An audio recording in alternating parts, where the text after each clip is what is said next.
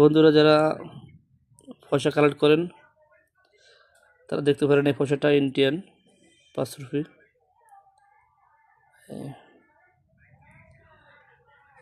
এটা 2001, কিন্তু এটা নর্মাল কয়েন।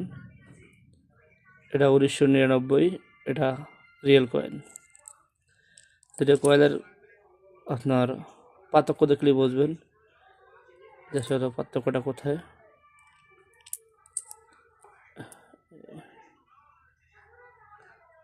যারা কয়েন ক্রয় করেন তারা দেখতে পারেন এটা রিয়েল।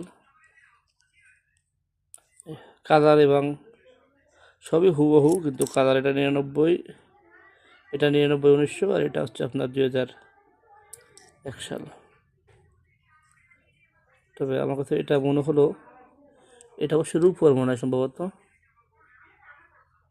আমি ঠিক জানি না এটা রূপোর কিনা, কিন্তু এটা মনে হচ্ছে অন্য কোনো ধাতু দিয়ে বা কিছু করা, কিন্তু এটা রিয়েল, এটা রিয়েল।